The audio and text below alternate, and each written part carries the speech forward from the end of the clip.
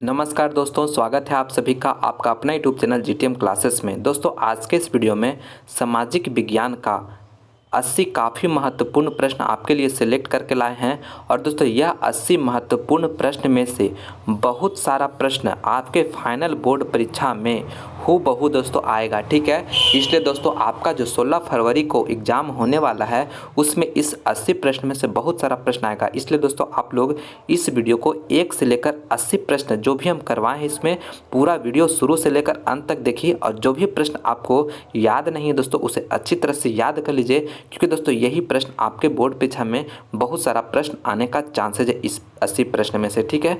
इसलिए आप वीडियो को अंत तक जरूर से जरूर देखिएगा। तो चलिए दोस्तों बिना टाइम को वेस्ट किए हुए हम वीडियो को स्टार्ट करते हैं। देखते हैं पहला प्रश्न में देखिए कहा जा रहा है कि हिंद चीन पहुंचने वाला प्रथम व्यापारी कौन था। दोस्तों काफ़ी महत्वपूर्ण प्रश्न ये, बार बार आपके फाइनल बोर्ड परीक्षा में पूछा हुआ प्रश्न है।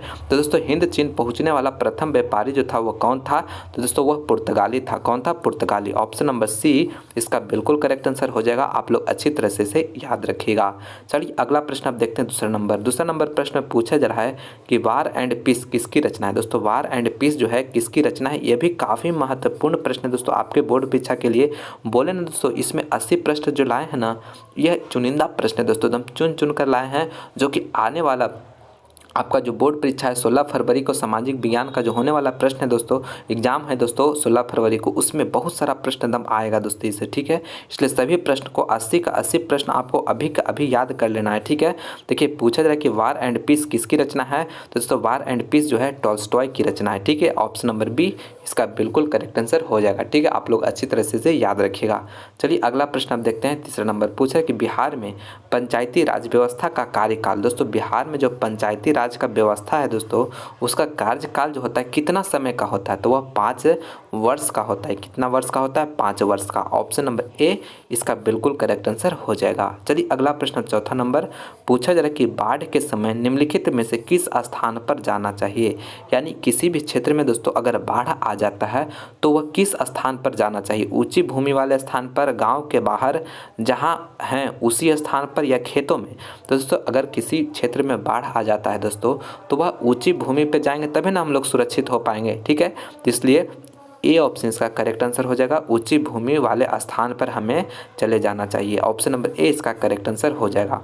अगला प्रश्न मेरा 5वां नंबर पूछा जा रहा है कि जनसंख्या का घनत्व सबसे अधिक कहाँ होता है। दोस्तों जनसंख्या का घनत्व जो होता है सबसे अधिक कहाँ होगा, गांव में, ग्राम में, कस्बा में, नगर में, महानगर में।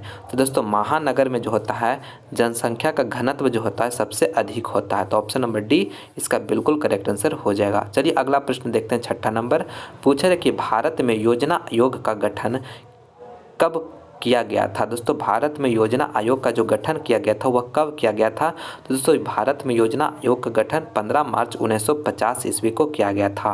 तो ऑप्शन नंबर ए इसका बिल्कुल करेक्ट आंसर हो जाएगा। ऑप्शन नंबर ए, ये भी प्रश्न काफ़ी महत्वपूर्ण प्रश्न है, आप लोग अच्छी तरह से इसे याद रखिएगा, ठीक है।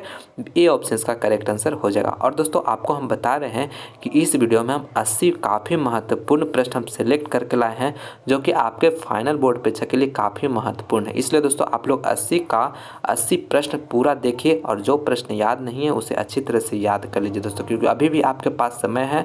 अभी आप याद कर लेते हैं तो आप एग्जाम में बहुत सारा प्रश्न आसानी से सोल्व कर पाएंगे, ठीक है ना। इसलिए आप इस वीडियो को अंत तक जरूर से जरूर देखिएगा। और दोस्तों अगर आप मेरा और भी दूसरे सब्जेक्ट का वीडियो देखना चाहते हैं तो दोस्तों लिंक डिस्क्रिप्शन में दिया हुआ है, वहां से जाकर और भी मेरा दूसरे सब्जेक्ट का वीडियो देख सकते हैं, ठीक है। साइंस का, सामाजिक विज्ञान का, मैथ का, हिंदी का, संस्कृत का, सारे सब्जेक्ट का आप वीडियो आपको इस डिस्क्रिप्शन में लिंक दिया हुआ वहाँ से देख सकते हैं। नहीं तो दोस्तों आप हमारे चैनल के प्लेलिस्ट बना हुआ है, ठीक है, वहाँ पे भी जाकर आप लोग हमारे दूसरे वीडियो को देख सकते हैं, जिसमें काफ़ी महत्वपूर्ण प्रश्न यानी दोस्तों वही प्रश्न करवाया गया है जो कि आपके बोर्ड परीक्षा में 100% आने का चांसेज है दोस्तों, ठीक है। आने का चांसेज वही सब प्रश्न आपको करवाया गया है, ठीक है। तो आप लोग जाकर देखिए, काफ़ी शानदार तरीके से बताया गया है ताकि आप उसे एक बार में देखकर याद हो जाएगा दोस्तों, ठीक है। तो आप लोग उसे भी जाकर जरूर से जरूर देखिएगा। और दोस्तों आप अभी तक हमारे इस चैनल को सब्सक्राइब नहीं किए हैं जीटीएम क्लासेस को, तो प्लीज़ चैनल को सब्सक्राइब भी जरूर से जरूर कर दीजिएगा। तो चलिए आगे हम बढ़ते हैं। 7वां नंबर प्रश्न में पूछा जा रहा है कि कोयला है। ए ऑप्शन में देखिए दे रहा है दोस्तों अनवीकरणीय संसाधन, बी में दे रहा है नवीकरणीय संसाधन, और सीम दे रहा है जैव संसाधन, और डीम दे रहा है इनमें से कोई नहीं। तो दोस्तों आप लोग को बताना है कि कोयला जो है वह कैसा किस प्रकार का संसाधन है। तो दोस्तों देखिए आप लोग, कोयला जो होता है अनवीकरणीय संसाधन होता है, ठीक है। ऑप्शन नंबर ए इसका बिल्कुल करेक्ट आंसर हो जाएगा, ठीक है। आप लोग अच्छी तरह से याद रखिएगा। देखिए दोस्तों कोयला जो होता है, एक बार अगर हम इसे अनवीकरणीय संसाधन कहने का मतलब क्या हुआ कि जिसका उपयोग हम बार बार नहीं कर सकते हैं, ठीक है ना। एक बार मतलब वो बना है तो वो ख़त्म होगा, ठीक है ना, तो अनवीकरणीय संसाधन होता है, ठीक है। तो इसलिए कोयला जो हो गया, कहने का मतलब कोयला जो है, जितना भी कोयला अभी मतलब विश्व में उपलब्ध है, एक न एक दिन ख़त्म होना है, इसलिए ठीक है ना। तो इसलिए क्या हो गया, अनवीकरणीय संसाधन है। और नवीकरणीय संसाधन का उदाहरण क्या क्या हो जाता है, सौर ऊर्जा हो गया, पवन ऊर्जा हो गया, ठीक है ना, ये सब हो जाता है नवीकरणीय संसाधन का उदाहरण, ठीक है। चलिए अगला प्रश्न अब देखते हैं, 8वां नंबर प्रश्न में पूछा जाए कि रूस में जार का अर्थ क्या होता है। दोस्तों रूस में जो है जार का अर्थ जो होता है वह क्या होता है। तो दोस्तों यह प्रश्न काफ़ी बार आपके बोर्ड परीक्षा में पूछा हुआ प्रश्न है। तो रूस में जार का जो अर्थ होता है दोस्तों, वह रूस का सम्राट होता है, ठीक है। क्या होता है, रूस का सम्राट। ऑप्शन नंबर डी यहाँ पे बिल्कुल करेक्ट आंसर हो जाएगा। चलिए अगला प्रश्न अब देखते हैं, 9वां नंबर प्रश्न में पूछा जा रहा है कि रेल वर्कशॉप कहाँ स्थित है। दोस्तों रेल वर्कशॉप जो स्थित है वो कहाँ स्थित है, जमालपुर में, भागलपुर में, मुंगेर में, पटना में। तो दोस्तों रेल वर्कशॉप जो स्थित है वह जमालपुर में स्थित है। कहाँ है, जमालपुर में। ऑप्शन नंबर ए बिल्कुल करेक्ट आंसर हो जाएगा। चलिए अगला प्रश्न अब देखते हैं, 10वां नंबर प्रश्न में पूछा जा रहा है कि भारतीय रिजर्व बैंक की स्थापना कब हुई। काफ़ी महत्वपूर्ण प्रश्न है दोस्तों आपके फाइनल बोर्ड परीक्षा के लिए। यह प्रश्न आपको 100% पूछा जाएगा आपके बोर्ड परीक्षा में, ठीक है। पूछा रहे कि भारतीय रिजर्व बैंक की स्थापना कब हुई। तो दोस्तों भारतीय रिजर्व बैंक की जो स्थापना हुई है दोस्तों 1935 ईस्वी में हुई है, ठीक है। कब हुई, 1935 ईस्वी में। ऑप्शन नंबर बी बिल्कुल करेक्ट आंसर है, आप लोग अच्छी तरह से याद रखिएगा। चलिए अगला प्रश्न अब देखते हैं, 11 नंबर प्रश्न में पूछा जा रहा है कि नागार्जुन सागर परियोजना किस नदी पर बनी है। दोस्तों नागार्जुन सागर परियोजना जो है वो किस नदी पर बनी है, नर्मदा पर, कृष्णा पर, सतलज पर, इनमें से कोई नहीं। तो दोस्तों नागार्जुन सागर परियोजना जो है वह किस नदी पर बनी हुई है, तो वह कृष्णा नदी पर बनी हुई, ठीक है। आप लोग याद रखिएगा, ऑप्शन नंबर बी इसका बिल्कुल करेक्ट आंसर हो जाएगा। चलिए अगला प्रश्न 12 नंबर प्रश्न में पूछा जाए कि राष्ट्रीय स्वयं सेवक संघ की स्थापना कब हुई। ये भी काफ़ी महत्वपूर्ण प्रश्न है दोस्तों आपके फाइनल बोर्ड परीक्षा के लिए, आप लोग इसे याद रखिएगा। पूछा जा रहा है कि राष्ट्रीय स्वयं सेवक संघ की स्थापना कब हुई। तो दोस्तों राष्ट्रीय स्वयं सेवक संघ की स्थापना जो हुई दोस्तों 1925 ईस्वी में हुई है, ठीक है। आप लोग याद रखिएगा, ऑप्शन बी इसका बिल्कुल करेक्ट आंसर हो जाएगा। अगला प्रश्न देखिए 13 नंबर प्रश्न में पूछा रहा कि पूर्ण स्वराज की मांग का प्रस्ताव कांग्रेस के किस वार्षिक अधिवेशन में पारित हुआ। यह भी काफ़ी महत्वपूर्ण प्रश्न है दोस्तों आपके फाइनल बोर्ड परीक्षा के लिए। यह प्रश्न आपको 100% पूछा जाएगा आपके बोर्ड परीक्षा में। पूछा रहा कि पूर्ण स्वराज की मांग का प्रस्ताव कांग्रेस के किस वार्षिक अधिवेशन में पारित हुआ था। तो वह 1929 से लाहौर अधिवेशन में हुआ था। ऑप्शन नंबर ए इसका बिल्कुल करेक्ट आंसर हो जाएगा, ठीक है। यानी जो लाहौर में अधिवेशन हुआ था दोस्तों 1929 ईस्वी में, उसी में जो है पूर्ण स्वराज की मांग का प्रस्ताव कांग्रेस ने यानी कि पारित किया था। तो ऑप्शन नंबर ए इसका करेक्ट आंसर हो जाएगा। चलिए अगला प्रश्न 14 नंबर प्रश्न में पूछा है कि पटना में गोलघर किस उद्देश्य से बनाया गया था। पटना में जो गोलघर है दोस्तों वो किस उद्देश्य से के लिए बनाया गया था, तो वह अनाज रखने के लिए बनाया गया था। ऑप्शन नंबर सी यहाँ पे बिल्कुल करेक्ट आंसर हो जाएगा। चलिए अगला प्रश्न 15 नंबर प्रश्न में पूछा कि अंतर्राष्ट्रीय श्रमिक संगठन की स्थापना किस वर्ष हुई थी। अंतर्राष्ट्रीय श्रमिक संगठन की जो स्थापना हुई थी दोस्तों वह किस वर्ष हुई थी, तो वह 1919 ईस्वी में हुई थी, ठीक है। आप लोग याद रखिएगा 1919 ईस्वी में हुई थी। ऑप्शन नंबर बी मेरा बिल्कुल करेक्ट आंसर हो जाएगा। चलिए अगला प्रश्न आप देखते हैं 16 नंबर प्रश्न में पूछा जा रहा है कि जालियांवाला बाग हत्याकांड कब हुआ था। जालियांवाला बाग हत्याकांड हुआ था दोस्तों वह कब हुआ था, तो दोस्तों वह 13 अप्रैल 1919 ईस्वी में हुआ था। ऑप्शन नंबर ए इसका बिल्कुल करेक्ट आंसर हो जाएगा। आप लोग अच्छी तरह से याद रखिएगा। उम्मीद करते हैं कि यह प्रश्न आपको याद होगा, ठीक है, क्योंकि यह काफ़ी इंपॉर्टेंट प्रश्न है। तो ए ऑप्शन इसका करेक्ट आंसर हो जाएगा। दोस्तों आप लोग इस वीडियो को लास्ट तक देखिएगा, क्योंकि दोस्तों इस वीडियो में हम 80 काफ़ी महत्वपूर्ण सामाजिक विज्ञान का 80 काफ़ी महत्वपूर्ण हम ऑब्जेक्टिव प्रश्न लेकर आए हैं, जो कि दोस्तों पूरा चुनिंदा प्रश्न है। आपके बोर्ड परीक्षा में आने का इस 80 प्रश्न में से यानी कि बहुत सारा प्रश्न हूबहू इसमें से देखने को मिलेगा। ठीक है, इसलिए दोस्तों आपको पूरा 80 का 80 प्रश्न आपको देखना है और जितना भी प्रश्न इसमें बताया गया दोस्तों आपको अच्छी तरह से याद कर लेना है फाइनल बोर्ड परीक्षा आते आते। ठीक है, क्योंकि ये सभी प्रश्न 80 प्रश्न जो है काफ़ी चुनिंदा प्रश्न है। तो चलिए अगला प्रश्न अब देखते हैं 17 नंबर। 17 नंबर प्रश्न में पूछा है कि दल बदल कानून निम्नलिखित में से किस पर लागू होता है। दोस्तों दल बदल कानून जो है निम्नलिखित में से किस पर लागू होता है, तो दोस्तों यह सांसदों एवं विधायकों पर लागू होता है। ऑप्शन नंबर ए इसका बिल्कुल करेक्ट आंसर हो जाएगा। चलिए अगला प्रश्न अब देखते हैं 18 नंबर। पूछा जा रहा है कि अल हिलाल का संपादन किसने किया था। दोस्तों अल हिलाल का संपादन जो है, अल हिलाल जो है दोस्तों एक समाचार पत्र था, इसका संपादन जो है किसके द्वारा किया जाता था, तो दोस्तों यह जो है मौलाना आज़ाद के द्वारा किया जाता था। ठीक है, ऑप्शन नंबर ए इसका बिल्कुल करेक्ट आंसर हो जाएगा। ठीक है, मौलाना अब्दुल आज़ाद जो है ना दोस्तों उन्हीं के द्वारा किया जाता था अल हिलाल संपादन का संपादन। ठीक है, तो ए ऑप्शन का करेक्ट आंसर हो जाएगा। ये भी काफ़ी महत्वपूर्ण है, अच्छी तरह से आप लोग याद रखिएगा। चलिए अगला प्रश्न 19 नंबर। 19 नंबर प्रश्न में पूछा जाए कि रूसी क्रांति के समय वहाँ का शासक था। दोस्तों रूस में जब क्रांति हो रहा था तो वहाँ का जो शासक था वह कौन था, तो दोस्तों जार निकोलस द्वितीय था। कौन था, जार निकोलस द्वितीय। ऑप्शन नंबर सी मेरा बिल्कुल करेक्ट आंसर हो जाएगा। चलिए अगला प्रश्न 20 नंबर। 20 नंबर प्रश्न में पूछा जा रहा है कि नेपा नगर प्रसिद्ध है। दोस्तों नेपा नगर जो है वो प्रसिद्ध है तो किसके लिए प्रसिद्ध है, चीनी के लिए, सीमेंट के लिए, अखबारी कागज़ के लिए, सूती कपड़ों के लिए। तो दोस्तों नेपा नगर जो है वो अखबारी कागज़ के लिए प्रसिद्ध है। ऑप्शन नंबर सी यहाँ पे बिल्कुल करेक्ट आंसर हो जाएगा। आप लोग अच्छी तरह से इसे याद रखिएगा।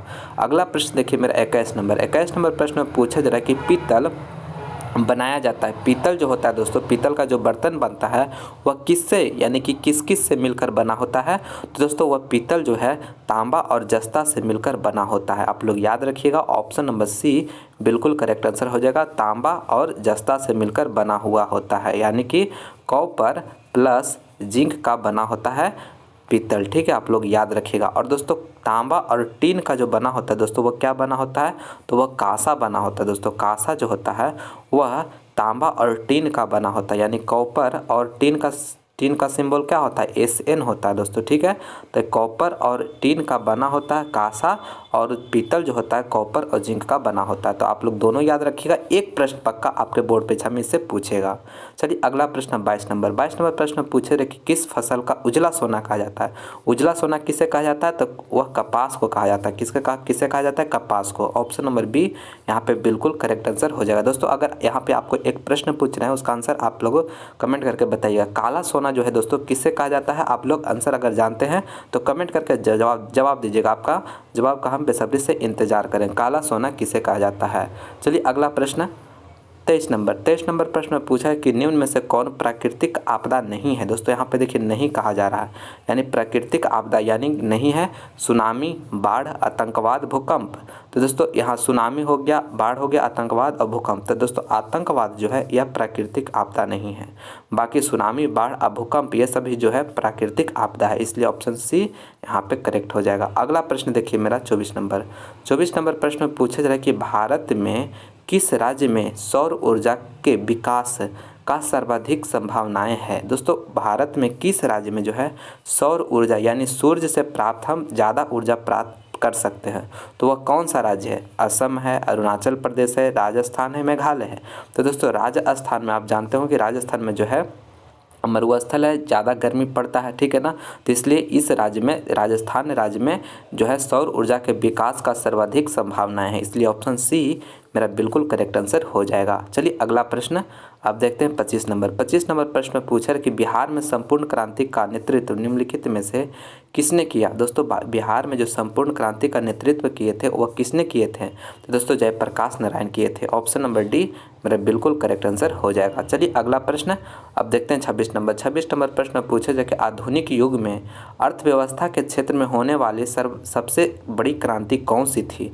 आधुनिक युग में जो हुआ था दोस्तों अर्थव्यवस्था के क्षेत्र में सबसे बड़ी क्रांति जो हुई थी वो कौन थी, तो औद्योगिक क्रांति हुई थी दोस्तों। ठीक है, ऑप्शन नंबर बी इसका बिल्कुल करेक्ट आंसर हो जाएगा। चलिए अगला प्रश्न अब 27 नंबर। 27 नंबर प्रश्न में पूछा जा रहा है कि अंकोर वाट का मंदिर कहाँ स्थित है। दोस्तों अंकोर वाट का जो मंदिर है वह कहाँ स्थित है, तो वह कंबोडिया में स्थित है। कहाँ है, कंबोडिया में। ऑप्शन नंबर डी इसका बिल्कुल करेक्ट आंसर हो जाएगा। दोस्तों अगर आप मेरा और भी दूसरे सब्जेक्ट का वीडियो देखना चाहते हैं, मैथ का, साइंस का, सोशल साइंस का और भी हिंदी का, संस्कृत का, ये सभी का वीडियो अगर देखना चाहते हैं और बेहतर तैयारी करना चाहते हैं दोस्तों, तो आपको लिंक डिस्क्रिप्शन में दिया हुआ है, वहाँ पे जाकर देख सकते हैं। नहीं तो दोस्तों आप हमारे चैनल के प्लेलिस्ट में जाकर जिस भी सब्जेक्ट की तैयारी करना चाहते हैं वहाँ पे हमारे वीडियो को देख सकते हैं। जो भी वीडियो अपलोड किया हुआ है दोस्तों वो काफ़ी शानदार वीडियो है। एक एक प्रश्न दोस्तों आपके फाइनल परीक्षा के लिए ही तैयार किया गया है, एक एक प्रश्न को चुनकर। तो आप लोग वो सभी वीडियो भी ज़रूर देखिए ताकि आपका जो टारगेट है बोर्ड परीक्षा में, फाइनल बोर्ड परीक्षा में लाने का, वो आप पूरा कर सके। ठीक है, मेहनत करना आपका काम है दोस्तों। हम अच्छे क्वेश्चन आपको हम प्रोवाइड करा रहे हैं ताकि आप बोर्ड परीक्षा में सबसे बेहतर प्रदर्शन कर सके। ठीक है, और आप जो टारगेट फिक्स किए हैं उसे आप प्राप्त कर सके, इसलिए आप हमारे वीडियो को और भी दूसरे वीडियो को जाकर जरूर देखिएगा। चलिए अगला प्रश्न अब देखते हैं 28 नंबर। 28 नंबर प्रश्न पूछा जा रहा है कि निम्न में से कौन प्राकृतिक आपदा है। दोस्तों निम्न में से कौन जो है प्राकृतिक आपदा है? आग लगना, बम विस्फोट, भूकंप, रासायनिक दुर्घटनाएं। तो दोस्तों भूकंप जो है ना, ये क्या है? प्राकृतिक आपदा है। Option number C correct answer हो जाएगा। अगला प्रश्न मेरा 29 नंबर पूछा जा रहा है कि इनमें से किसे पिछड़ा राज्य कहा जाता है। इनमें से किसे जो है पिछड़ा राज्य कहा जाता है? पंजाब को, केरल को, बिहार को, दिल्ली को। तो दोस्तों बिहार जो है पिछड़ा राज्य कहा जाता है इसे। ठीक है, बिहार को। ऑप्शन नंबर सी इसका करेक्ट आंसर हो जाएगा। अगला प्रश्न मेरा 30 नंबर पूछा जाए कि नागार्जुन सागर परियोजना किस नदी पर बनी है? तो यह कृष्णा नदी पर बनी है। ऑप्शन नंबर बी इसका बिल्कुल करेक्ट आंसर हो जाएगा। अगला प्रश्न मेरा 31 नंबर पूछा जाए कि वार एंड पीस किसकी रचना है? काफ़ी महत्वपूर्ण प्रश्न है दोस्तों आपके फाइनल बोर्ड परीक्षा के लिए। यह प्रश्न आपके बोर्ड परीक्षा में जरूर से जरूर पूछा जाएगा। पूछा जाएगा कि वार एंड पीस किसकी रचना है? तो दोस्तों यह जो है टॉल्स्टॉय की रचना है। किसकी है? टॉल्स्टॉय की। ऑप्शन नंबर बी इसका बिल्कुल करेक्ट आंसर हो जाएगा। अगला प्रश्न मेरा 32 नंबर। 32 नंबर प्रश्न पूछा है कि लोकतंत्र जनता के द्वारा तथा जनता के लिए शासन है, यह कथन किसका है? तो दोस्तों यह जो कथन है किसका है? अब्राहम लिंकन का है। ऑप्शन नंबर बी बिल्कुल करेक्ट आंसर हो जाएगा। ठीक है ना, बी ऑप्शन इसका करेक्ट आंसर हो जाएगा। यानी कि अब्राहम लिंकन कहते जनता का लोकतंत्र जो है जनता के द्वारा जनता के लिए शासन है। ठीक है ना, यह कथन अब्राहम लिंकन का था। ऑप्शन नंबर बी इसका करेक्ट आंसर हो जाएगा। अगला प्रश्न मेरा 33 नंबर पूछा जाए उपभोक्ता अधिकार दिवस कब मनाया जाता है? दोस्तों उपभोक्ता अधिकार दिवस जो है कब मनाया जाता है? तो 15 मार्च को मनाया जाता है। ठीक है, ऑप्शन नंबर बी इसका बिल्कुल करेक्ट आंसर हो जाएगा। यानी कि उपभोक्ता अधिकार दिवस जो है 15 मार्च को मनाया जाता है। ठीक है, तो option number B correct answer हो जाएगा। अगला प्रश्न मेरा 34 नंबर पूछा जा रहा है कि बिहार का सबसे बड़ा नगर कौन है? दोस्तों यह प्रश्न काफ़ी आसान प्रश्न है दोस्तों। बिहार का सबसे बड़ा नगर कौन है? तो पटना है दोस्तों। ठीक है ना, option number A correct answer हो जाएगा। और बिहार का राजधानी भी जो होता है दोस्तों वह पटना ही है। ठीक है, तो आप ये भी याद रखिएगा। ऑप्शन नंबर ए करेक्ट है।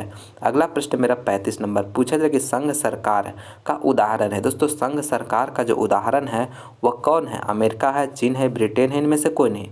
तो दोस्तों अमेरिका जो है यह संघ सरकार का उदाहरण है। ऑप्शन नंबर ए इसका बिल्कुल करेक्ट आंसर हो जाएगा। Option number A. ठीक है, चलिए अगला प्रश्न 36 नंबर पूछा जाए कि साम्यवादी शासन का पहला प्रयोग कहाँ हुआ था? दोस्तों साम्यवादी शासन का जो पहला प्रयोग हुआ था दोस्तों वह कहाँ हुआ था?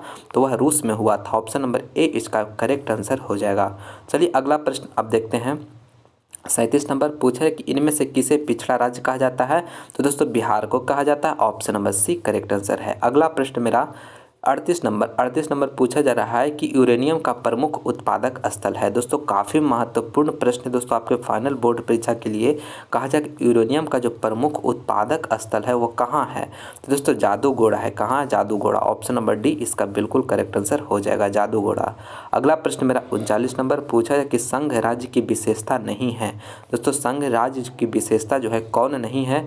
लिखित संविधान, शक्तियों का विभाजन, इकहरी शासन व्यवस्था, सर्वोच्च न्यायपालिका। तो दोस्तों इकहरी शासन व्यवस्था जो है दोस्तों यह संघ राज्य की विशेषता नहीं है। ठीक है ना, तो ऑप्शन नंबर सी इसका करेक्ट आंसर हो जाएगा। बाकी यह सभी जो है ना दोस्तों लिखित संविधान, शक्तियों का विभाजन और सर्वोच्च न्यायपालिका ये सभी जो है संघ राज्य की विशेषता है, लेकिन इकहरी शासन व्यवस्था जो है यह नहीं है। तो इसलिए सी ऑप्शन करेक्ट हो जाएगा। अगला प्रश्न मेरा 40 नंबर। दोस्तों आप लोग लास्ट तक बने रहेगा दोस्तों, क्योंकि इसमें हम 80 काफ़ी महत्वपूर्ण प्रश्न आपके लिए हम सेलेक्ट करके लाए हैं दोस्तों, चुन चुन कर लाए हैं पूरा ऑब्जेक्टिव क्वेश्चन बैंक से, ठीक है। और दोस्तों इसी में से आप लोग भली भांति जानते होंगे कि ऑब्जेक्टिव से यानी कि जो प्रीवियस ईयर जो ऑब्जेक्टिव क्वेश्चन पूछा जाता है उसी से बहुत सारा प्रश्न हूबहू आपके फाइनल बोर्ड परीक्षा में पूछा जाता है। तो इसलिए दोस्तों आप लोग पूरा 80 का 80 प्रश्न देखिएगा, क्योंकि 80 में से बहुत सारा प्रश्न हूबहू आपके फाइनल बोर्ड परीक्षा में आएगा दोस्तों, ठीक है। इसलिए आप 80 का 80 प्रश्न दोस्तों आप जल्दी से जल्दी याद कर लीजिए, ताकि आप बोर्ड परीक्षा में ज़्यादा से ज़्यादा मार्क्स ला सके। तो देखिए दोस्तों, आपको 40 नंबर प्रश्न में पूछा जाए कि सौर ऊर्जा निम्नलिखित में से कौन सा संसाधन है। तो दोस्तों मानवकृत, पुनः पूर्ति योग्य, अजैव या अचक्रीय। तो दोस्तों सौर ऊर्जा जो है ना, यह पुनः पूर्ति योग्य है, ठीक है, पुनः पूर्ति योग्य। ऑप्शन नंबर बी इसका करेक्ट आंसर हो जाएगा, ठीक है। यानी सौर ऊर्जा को हम पुनः बार बार हम इसे यूज कर सकते हैं, पुनः पूर्ति योग्य है। तो बी ऑप्शन इसका करेक्ट आंसर हो जाएगा। अगला प्रश्न 41 नंबर पूछा है कि विश्व व्यापार संगठन की स्थापना कब हुई थी। तो दोस्तों विश्व व्यापार संगठन की स्थापना 1995 ईस्वी में हुई थी। ऑप्शन नंबर डी इसका करेक्ट आंसर हो जाएगा। चलिए दोस्तों अगला प्रश्न अब देखते हैं 42 नंबर। 42 नंबर प्रश्न में पूछा जा रहा है कि इनमें से कौन उपभोक्ता उद्योग है। दोस्तों आपको बताना है कि इनमें से कौन जो है उपभोक्ता उद्योग है। पेट्रो रसायन, लौह अयस्क, चित्ररंजन, लोकोमोटिव, चीनी उद्योग। तो दोस्तों उपभोक्ता उद्योग कहने का मतलब कृषि से संबंधित कौन सा उद्योग है। तो दोस्तों चीनी उद्योग है, ठीक है। कौन है? चीनी उद्योग। ऑप्शन नंबर डी इसका बिल्कुल करेक्ट आंसर हो जाएगा। अगला प्रश्न मेरा 43 नंबर पूछा जाए कि काटी तापीय विद्युत परियोजना किस जिला में है। काफ़ी महत्वपूर्ण प्रश्न है दोस्तों आपके फाइनल बोर्ड परीक्षा के लिए। काटी तापीय विद्युत परियोजना जो है दोस्तों किस जिला में है। तो दोस्तों यह जो है मुजफ्फरपुर में है। कहाँ है? मुजफ्फरपुर जिला में है। ऑप्शन नंबर सी इसका करेक्ट आंसर हो जाएगा। अगला प्रश्न मेरा 44 नंबर पूछा जाए कि महासागर के तली में होने वाले कंपन का परिणाम है। दोस्तों महासागर के तली में जो होने वाला कंपन का जो परिणाम होता है वो क्या होता है? हिमस्खलन, चक्रवात, सुनामी, इनमें से कोई नहीं। तो दोस्तों सुनामी आता है। क्या होता है? सुनामी। यानी कि महासागर कहने के मतलब समुद्र के तली में जो कंपन होता है, समुद्र के तली में भूकंप वगैरह आने से दोस्तों सुनामी का यानी कि सुनामी आ जाता है। तो ऑप्शन नंबर सी इसका बिल्कुल करेक्ट आंसर हो जाएगा। अगला प्रश्न मेरा 45 नंबर पूछा जाए कि गंडक परियोजना है। दोस्तों गंडक परियोजना जो है दोस्तों वह वाल्मीकि नगर में है। कहाँ है? वाल्मीकि नगर में। ऑप्शन नंबर बी इसका बिल्कुल करेक्ट आंसर है। यह भी काफ़ी महत्वपूर्ण प्रश्न है दोस्तों आपके फाइनल बोर्ड परीक्षा के लिए, अच्छी तरह से इसे याद रखिएगा। अगला प्रश्न मेरा 46 नंबर पूछा है कि निम्न में से कौन अधात्विक खनिज है। दोस्तों कौन जो है अधात्विक, यानी ऐसा कौन सा खनिज है जिसमें धात्विक गुण नहीं है। सोना, टीन, अभ्रक, निकल। तो दोस्तों अभ्रक जो होता है, अभ्रक यह जो होता है अधात्विक खनिज है। ऑप्शन नंबर सी इसका बिल्कुल करेक्ट आंसर हो जाएगा। बाकी सोना, टीन और निकल ये सभी जो है धात्विक खनिज है, ठीक है। तो आप लोग याद रखिएगा, ऑप्शन सी करेक्ट हो गया। अगला प्रश्न मेरा 47 नंबर पूछा जाए कि भारत का सबसे बड़ा बंदरगाह है। दोस्तों भारत का जो सबसे बड़ा बंदरगाह है वो कौन है। तो दोस्तों मुंबई बंदरगाह है। कौन है? मुंबई बंदरगाह, ठीक है। तो ऑप्शन नंबर ए इसका बिल्कुल करेक्ट आंसर हो जाएगा। अगला प्रश्न मेरा 48 नंबर पूछा कि बृहत क्षेत्र में जल की उपस्थिति के कारण ही पृथ्वी को कहते हैं। दोस्तों बृहत यानी आप लोग जानते हो दोस्तों कि यह मेरा अगर पृथ्वी है तो इसमें जो है दोस्तों इस तरह का 4 हिस्सा अगर इसको हम काटते हैं तो एक ही हिस्सा में जो है भूमि स्थित है, बाकी 3 हिस्सा में जो है दोस्तों क्या है? वाटर है, ठीक है। 3 हिस्सा में पूरी तरह से पानी भरा हुआ है, वाटर भरा हुआ है, एक ही हिस्सा में स्थल है, ठीक है। तो इसीलिए जो है यह नीला ग्रह कहलाता है। क्या कहलाता है? नीला ग्रह। तो ऑप्शन नंबर बी इसका बिल्कुल करेक्ट आंसर हो जाएगा। चलिए अगला प्रश्न आप देखते हैं 49 नंबर पूछा जा रहा है कि बिहार में अति जल दोहन से भूमिगत जल में किस तत्व का संकेंद्रण बढ़ा है। तो दोस्तों बिहार में जो जल दोहन अति ज़्यादा से ज़्यादा जल का यानी दुरुपयोग हो रहा है दोस्तों, इसके कारण भूमिगत जल में जहाँ से यानी कि भूमिगत जल जो स्थित होता है दोस्तों उसमें जो है किस तत्व का संकेंद्रण बढ़ा है। तो आर्सेनिक का। ऑप्शन नंबर सी इसका बिल्कुल करेक्ट आंसर हो जाएगा, ठीक है। आर्सेनिक का, ठीक है। यानी बिहार में जो ज़्यादा जल का दोहन किया जा रहा है इसके कारण आर्सेनिक भूमिगत जल में आर्सेनिक तत्व का संकेंद्रण बढ़ गया है दोस्तों। सी ऑप्शन इसका बिल्कुल करेक्ट आंसर हो जाएगा। अगला प्रश्न 50 नंबर पूछा है कि बिहार में कितने प्रतिशत भौगोलिक क्षेत्र में वन का फैलाव है। तो 7%। ऑप्शन नंबर डी इसका करेक्ट आंसर हो जाएगा, आप लोग याद रखिएगा। अगला प्रश्न मेरा 51 नंबर पूछा जा रहा है कि अल्मुनियम बनाने के लिए किस खनिज की आवश्यकता पड़ती है? दोस्तों एल्युमिनियम बनाने के लिए किस खनिज की आवश्यकता पड़ती है? तो दोस्तों बॉक्साइट की पड़ती है। किसकी? बॉक्साइट की। ऑप्शन नंबर डी इसका बिल्कुल करेक्ट आंसर हो जाएगा। आप लोग याद रखिएगा, क्योंकि दोस्तों आप लोग जानते होंगे बॉक्साइट जो है एल्युमिनियम का अयस्क है। दोस्तों किसका है? एल्युमिनियम का अयस्क है। ठीक है, तो इसलिए option number D correct answer हो जाएगा। चलिए अगला प्रश्न अब देखते हैं। 52 नंबर पूछा जाए कि जमशेद जी टाटा ने Tata iron and steel company की स्थापना की, कब की? ठीक है, जमशेद जी टाटा जो थे दोस्तों, Tata iron and steel company की स्थापना कब किए थे? तो 1907 ईस्वी में किए थे। दोस्तों आप लोग याद रखिएगा, ऑप्शन नंबर बी इसका बिल्कुल करेक्ट आंसर हो जाएगा। ठीक है, काफ़ी महत्वपूर्ण प्रश्न है, अच्छी तरह से इसे याद रखिएगा। चलिए अगला प्रश्न अब देखते हैं। 53 नंबर पूछा जा रहा है कि देश के बांधों को किसने मंदिर भारत का मंदिर कहा था? दोस्तों देश के बांधों को जो है किसने भारत का मंदिर कहा था? तो पंडित नेहरू ने किए थे। दोस्तों कहे थे। ठीक है, पंडित नेहरू ने। ऑप्शन नंबर डी यहाँ पे बिल्कुल करेक्ट आंसर हो जाएगा, यानी पंडित जवाहरलाल नेहरू ने देश के बांधों को भारत का मंदिर कहा था। Option number D correct answer हो जाएगा। यह भी काफ़ी महत्वपूर्ण प्रश्न है, अच्छी तरह से इसे याद रखिएगा। अगला प्रश्न मेरा 54 नंबर पूछा कि भूमंडलीकरण की शुरुआत किस दशक में हुई? दोस्तों भूमंडलीकरण की जो शुरुआत हुई थी वो किस दशक में हुई थी? तो 1990 के दशक में हुई थी। ऑप्शन नंबर ए इसका करेक्ट आंसर हो जाएगा। अगला प्रश्न मेरा 55 नंबर पूछे कि भारत का राष्ट्रीय पशु कौन सा है? दोस्तों भारत का राष्ट्रीय पशु जो है दोस्तों कौन सा है? तो आप लोग जानते हो दोस्तों, भारत का जो राष्ट्रीय पशु है वो बाघ है। क्या है? टाइगर है। Option number C correct answer हो जाएगा। दोस्तों भारत का राष्ट्रीय पक्षी कौन सा है? आप लोग कमेंट करके बताइएगा। ठीक है, भारत का राष्ट्रीय पक्षी कौन सा है? तो आप लोग कमेंट करके बताइएगा, आपका इंतज़ार रहेगा आपका जवाब का। अगला प्रश्न मेरा 56 नंबर पूछा जा रहा है कि हीराकुंड बांध बना है। दोस्तों हीराकुंड बांध जो है बना है तो दोस्तों कृष्णा नदी पर, सॉरी दोस्तों, कृष्णा नदी पर नहीं, महानदी पर बना हुआ है। किस पर? महानदी पर। ऑप्शन नंबर ए इसका करेक्ट आंसर हो जाएगा। हीराकुंड बांध जो बना हुआ है दोस्तों वह महानदी पर बना हुआ है। Option number A correct answer हो जाएगा। अगला प्रश्न मेरा 57 नंबर पूछा जा रहा है कि ग्राम कचहरी का प्रमुख कौन होता है? ग्राम कचहरी का जो प्रमुख होता है कौन होता है? तो सरपंच होता है। कौन होता है? सरपंच। ऑप्शन नंबर सी इसका करेक्ट आंसर हो जाएगा। अगला प्रश्न मेरा 58 नंबर पूछ रहे कि किस राज्य में खनिज तेल का विशाल भंडार है? किस राज्य में जो है खनिज तेल का विशाल भंडार है? तो असम में है दोस्तों। कहाँ है? असम में। ऑप्शन नंबर सी इसका करेक्ट आंसर हो जाएगा। ठीक है, आप लोग याद रखिएगा, खनिज तेल का विशाल भंडार किस राज्य में है? तो असम में है। ऑप्शन नंबर सी करेक्ट है। अगला प्रश्न मेरा 59 नंबर पूछा जाए कि भारतीय लोकतंत्र के कितने अंग है? दोस्तों भारतीय लोकतंत्र के कितने अंग है? तो दोस्तों 3 है। आप लोग याद रखिएगा, आप लोग बी ऑप्शन इसका बिल्कुल करेक्ट आंसर हो जाएगा। भारतीय लोकतंत्र का कितने अंग है? तो 3 अंग है दोस्तों। अगला प्रश्न मेरा 60 नंबर पूछ रहे कि काली मृदा किस फसल के लिए सबसे उपयुक्त है? काली मृदा जो होती है यानी काली मृदा यानी काली मिट्टी जो है दोस्तों किस फसल के लिए सबसे उपयुक्त माना जाता है? तो दोस्तों कपास के लिए माना जाता है। कपास जो है दोस्तों काली मिट्टी में सबसे अच्छी फसल उत्पन्न करती है। ठीक है, तो ऑप्शन नंबर सी इसका बिल्कुल करेक्ट आंसर हो जाएगा। चलिए अगला प्रश्न मेरा 61 नंबर पूछा जा रहा है कि बोल्शेविक क्रांति कब हुई? यह भी प्रश्न आपके बोर्ड परीक्षा में काफ़ी बार पूछा हुआ प्रश्न है और इस बार भी पूछने का 100% चांसेज है दोस्तों, इसलिए आप लोग अच्छी तरह से इसे याद रखिएगा। बोल्शेविक क्रांति जो हुआ था दोस्तों कब हुआ था? तो नवंबर 1917 ईस्वी में हुआ था। ऑप्शन नंबर बी इसका बिल्कुल करेक्ट आंसर हो जाएगा। चलिए अगला प्रश्न अब देखते हैं। 62 नंबर पूछा जाए कि पंचायती राज व्यवस्था सर्वप्रथम किस राज्य में लागू किया गया? दोस्तों पंचायती राज व्यवस्था जो है दोस्तों वह सर्वप्रथम किस राज्य में लागू किया गया था? तो वह राजस्थान में किया गया था दोस्तों। ऑप्शन नंबर ए इसका बिल्कुल करेक्ट आंसर हो जाएगा। आप लोग अच्छी तरह से याद रखिएगा, यह भी प्रश्न आपके बोर्ड परीक्षा में 100% आने का चांसेज है, इसलिए आप लोग इसे अच्छी तरह से इसे याद रखिएगा। चलिए अगला प्रश्न अब देखते हैं। 63 नंबर पूछा जा रहा है कि कागज़ का आविष्कार किस देश में हुआ? तो दोस्तों कागज़ का आविष्कार चीन में हुआ था। ऑप्शन नंबर ए इसका बिल्कुल करेक्ट आंसर हो जाएगा।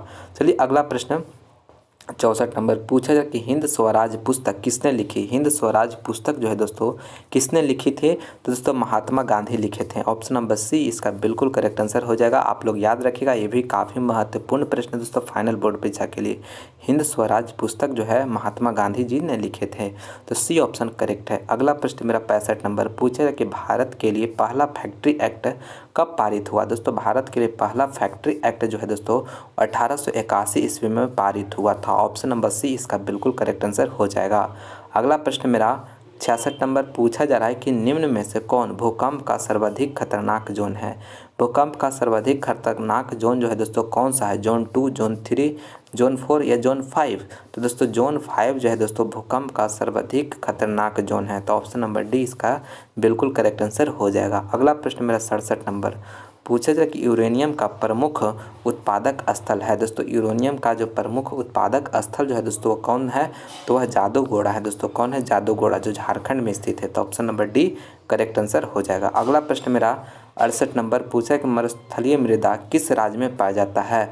मरुस्थलीय मृदा जो है दोस्तों वह किस राज्य में पाया जाता है, तो दोस्तों वह राजस्थान राज्य में पाया जाता है। ऑप्शन नंबर बी इसका बिल्कुल करेक्ट आंसर हो जाएगा। आप लोग अच्छी तरह से इसे याद रखिएगा। अगला प्रश्न मेरा 69 नंबर पूछा जाए कि पंजाब में भूमि निम्नीकरण का मुख्य कारण है। दोस्तों पंजाब में जो भूमि निम्नीकरण का जो प्रमुख मुख्य कारण जो है दोस्तों वो क्या है, तो दोस्तों अधिक सिंचाई। क्योंकि दोस्तों आप लोग जानते होंगे पंजाब में बहुत ज़्यादा खेती किया जाता है, इसीलिए वहाँ पे अधिक सिंचाई के कारण वहाँ का भूमि का निम्नीकरण हो गया है। तो ऑप्शन नंबर बी इसका बिल्कुल करेक्ट आंसर हो जाएगा। अगला प्रश्न मेरा 70 नंबर पशुपालन एवं मत्स्य पालन किस क्षेत्र के अंग है। दोस्तों पशुपालन और मत्स्य पालन जो है वह किस क्षेत्र का अंग है, प्राथमिक क्षेत्र में, द्वितीयक क्षेत्र में, तृतीयक क्षेत्र में, इनमें से कोई नहीं। तो प्राथमिक क्षेत्र के ये सब प्रमुख अंग है, ठीक है ना। तो ऑप्शन नंबर ए इसका बिल्कुल करेक्ट आंसर हो जाएगा। यानी प्राथमिक क्षेत्र में पशुपालन, मत्स्य पालन, खेती, ये सभी जो आता है, कृषि, ये सभी प्राथमिक क्षेत्र में आता है, ठीक है ना। तो ऑप्शन नंबर ए इसका करेक्ट आंसर हो जाएगा। अगला प्रश्न मेरा 71 नंबर पूछा जाए कि काली मृदा का दूसरा नाम क्या है। दोस्तों काली मिट्टी यानी काली मिट्टी का मृदा का जो नाम है दोस्तों वह दूसरा नाम क्या है, तो वह रेगुर मिट्टी है। क्या है, रेगुर मिट्टी भी कहते हैं। ऑप्शन नंबर बी इसका बिल्कुल करेक्ट आंसर हो जाएगा। काली मिट्टी का दूसरा नाम तो रेगुर मिट्टी, ऑप्शन नंबर बी करेक्ट हो गया। अगला प्रश्न मेरा 72 नंबर पूछा कि भारत में उपभोक्ता संरक्षण कानून कब लागू हुआ। काफ़ी महत्वपूर्ण प्रश्न है दोस्तों आपके बोर्ड परीक्षा के लिए। भारत में उपभोक्ता संरक्षण कानून कब लागू हुआ, तो दोस्तों 1986 ईस्वी में लागू हुआ। ऑप्शन नंबर डी इसका बिल्कुल करेक्ट आंसर हो जाएगा, 1986 ईस्वी में। अगला प्रश्न मेरा 73 नंबर पूछा जाता कि यंग इटली की स्थापना किसने की। दोस्तों यंग इटली की जो स्थापना किए थे दोस्तों किसने किए थे, तो मेजनी ने किए थे। दोस्तों कौन किए थे, मेजनी ने। ऑप्शन नंबर बी इसका बिल्कुल करेक्ट आंसर हो जाएगा। आप लोग अच्छी तरह से इसे याद रखिएगा। और दोस्तों अभी तक हमारे इस चैनल GTM क्लासेस को सब्सक्राइब नहीं किए दोस्तों, तो प्लीज़ चैनल को सब्सक्राइब जरूर से ज़रूर करिएगा दोस्तों, क्योंकि आपके लिए काफ़ी मेहनत करके दोस्तों अच्छे अच्छे वीडियो हम लाते हैं, ताकि आप बोर्ड परीक्षा में ज़्यादा से ज़्यादा मार्क्स ला सके, ठीक है। इसलिए दोस्तों अभी तक हमारे इस चैनल GTM क्लासेस से नहीं जुड़े हैं तो चैनल को ज़रूर सब्सक्राइब कर लीजिएगा, और इस वीडियो को लाइक करना नहीं भूलिएगा दोस्तों, ठीक है। और ज़्यादा से ज़्यादा इस वीडियो को अपने दोस्तों में शेयर भी करिएगा दोस्तों, ठीक है, ताकि वो भी ऐसे भी प्रश्न को याद करके अपने बोर्ड परीक्षा में ज़्यादा से ज़्यादा मार्क्स ला सके, ठीक है। और चैनल को सब्सक्राइब जरूर से ज़रूर करिएगा दोस्तों, ठीक है। और भी दूसरे वीडियो देखने के लिए लिंक डिस्क्रिप्शन में दिया हुआ है, वहाँ पर जाकर देख सकते हैं। नहीं तो हमारे चैनल के प्लेलिस्ट बना हुआ है दोस्तों, वहाँ पर जाकर आप जिस भी सब्जेक्ट की तैयारी करना चाहते हैं वहाँ से हमारे वीडियो को देख सकते हैं, ठीक है। तो चलिए अगला प्रश्न अब देखते हैं। 74 नंबर पूछे रहे कि भारत में वित्तीय वर्ष कहा जाता है। दोस्तों भारत में वित्तीय वर्ष जो है दोस्तों कहा जाता है, तो दोस्तों 1 अप्रैल से 31 मार्च तक का जो समय होता है दोस्तों वह भारत का वित्तीय वर्ष कहा जाता है, 1 अप्रैल से 31 मार्च तक। तो ऑप्शन नंबर सी इसका बिल्कुल करेक्ट आंसर हो जाएगा। अगला प्रश्न मेरा 75 नंबर पूछा जाए कि ब्रेटन वुड्स सम्मेलन किस वर्ष हुआ। दोस्तों ब्रेटन वुड्स सम्मेलन जो हुआ था दोस्तों वो किस वर्ष हुआ था, तो 1944 ईस्वी में हुआ था दोस्तों, आप लोग याद रखिएगा। ऑप्शन नंबर ए इसका बिल्कुल करेक्ट आंसर हो जाएगा, 1944 ईस्वी में हुआ था। अगला प्रश्न मेरा 76 नंबर पूछा है कि भारत की वित्तीय राजधानी किस शहर को कहा जाता है। भारत की वित्तीय राजधानी जो है दोस्तों किस शहर को कहा जाता है, तो यह भी काफ़ी महत्वपूर्ण प्रश्न है। मुंबई को कहा जाता है। वित्तीय राजधानी जो है दोस्तों वह किस शहर को कहा जाता है, मुंबई को कहा जाता है। ऑप्शन नंबर बी इसका करेक्ट आंसर हो जाएगा। अगला प्रश्न मेरा 77 नंबर पूछे कि लेनिन की मृत्यु कब हुई। दोस्तों लेनिन की जो मृत्यु हुई थी दोस्तों वह कब हुई थी, तो दोस्तों 1924 ईस्वी में हुई थी। कब हुई थी, 1924 ईस्वी में। ऑप्शन नंबर डी इसका बिल्कुल करेक्ट आंसर हो जाएगा। आप लोग अच्छी तरह से इसे याद रखिएगा। अगला प्रश्न मेरा 78 नंबर पूछे कि रक्त एवं लौह की नीति का अवलंबन किसने किया था। काफ़ी महत्वपूर्ण प्रश्न है दोस्तों, आपके फाइनल बोर्ड परीक्षा के लिए 100% यह प्रश्न पूछा जाएगा। रक्त और लौह की नीति का अवलंबन जो है किसने किया था, तो दोस्तों बिस्मार्क किया था। कौन किए थे, बिस्मार्क। ऑप्शन नंबर सी इसका बिल्कुल करेक्ट आंसर हो जाएगा। अगला प्रश्न मेरा 79 नंबर पूछा जा रहा है कि कार्ल मार्क्स का जन्म कहाँ हुआ था। दोस्तों कार्ल मार्क्स का जो जन्म हुआ था दोस्तों वह कहाँ हुआ था, इंग्लैंड में, जर्मनी में, इटली में, रूस में। तो दोस्तों कार्ल मार्क्स का जो जन्म हुआ था दोस्तों जर्मनी में हुआ था। कहाँ हुआ था, जर्मनी में। ऑप्शन नंबर बी इसका बिल्कुल करेक्ट आंसर हो जाएगा। आप लोग अच्छी तरह से इसे याद रखिएगा। अगला प्रश्न मेरा 80 नंबर प्रश्न में पूछा जा रहा है कि यहाँ पे किसी लिखा गया दोस्तों, किस नदी को बिहार का शोक कहा जाता है। दोस्तों किस नदी का जो है बिहार का शोक कहा जाता है। दोस्तों आप लोग इस प्रश्न का आंसर आप लोग कमेंट करके बताइएगा कि इसका राइट आंसर क्या होगा। ठीक है, आपका कमेंट का हमें बेसब्री से इंतजार रहेगा दोस्तों। आप लोग कमेंट करके ज़रूर से ज़रूर बताइएगा कि इसका राइट आंसर क्या होगा। ठीक है, हम रिप्लाई करके बताएंगे कि आपका आंसर सही है या गलत है। तो फाइनली दोस्तों आज के इस वीडियो में हम टॉप 80 काफ़ी महत्वपूर्ण प्रश्न आपके लिए हम सेलेक्ट करके लाए थे दोस्तों। और यह 80 प्रश्न चुनिंदा प्रश्न था दोस्तों, जो कि पूरा क्वेश्चन बैंक को एनालिसिस करके जो महत्वपूर्ण प्रश्न है, जो 100% आने का चांसेस है दोस्तों, वही इसमें हम 80 प्रश्न में सेलेक्ट करके लाए थे दोस्तों। ठीक है, और जो भी प्रश्न याद होगा तो बढ़िया बात है दोस्तों, और जो प्रश्न नहीं याद होगा उसे अच्छी तरह से लिख कर याद कर लीजिएगा, ताकि ये सभी प्रश्न अगर आपके एग्जाम में पूछे तो उसे आप लोग अच्छी तरह से 100% सही करके आएँ। ठीक है, तो चलिए मैं उम्मीद करता हूँ कि यह वीडियो आपको अच्छा लगा होगा। ठीक है, और किस प्रकार आपको यह वीडियो लगा, और इसी तरह का और भी वीडियो चाहे दोस्तों तो आप लोग कमेंट करके बताइएगा, और भी हम इसी तरह का और भी जल्दी जल्दी वीडियो अपलोड करेंगे ताकि आप एग्जाम में बेहतर प्रदर्शन कर सकें। ठीक है, तो चलिए दोस्तों हम उम्मीद करते हैं कि यह वीडियो आपको अच्छा लगा होगा। और इस वीडियो को लाइक नहीं किए दोस्तों तो प्लीज़ आप इस वीडियो को लाइक करिएगा, ज़्यादा से ज़्यादा इस वीडियो को अपने दोस्तों में शेयर करिएगा दोस्तों। ठीक है, और अभी तक हमारे इस वीडियो को, इस चैनल को अगर सब्सक्राइब नहीं किए दोस्तों तो प्लीज़ चैनल को सब्सक्राइब भी ज़रूर से ज़रूर कर दीजिएगा। ठीक है, ताकि और भी जो वीडियो हम अपलोड करेंगे उसका नोटिफिकेशन आप लोगों को फटाफट मिले। ठीक है, चैनल को सब्सक्राइब करके ज़रूर रखिएगा। तो चलिए हम मिलते हैं अगले वीडियो में। इसी तरह से आप लोग मन लगाकर पढ़ाई करते रहिए। मिलते हैं हम अगले वीडियो में। इस वीडियो को देखने के लिए बहुत बहुत धन्यवाद।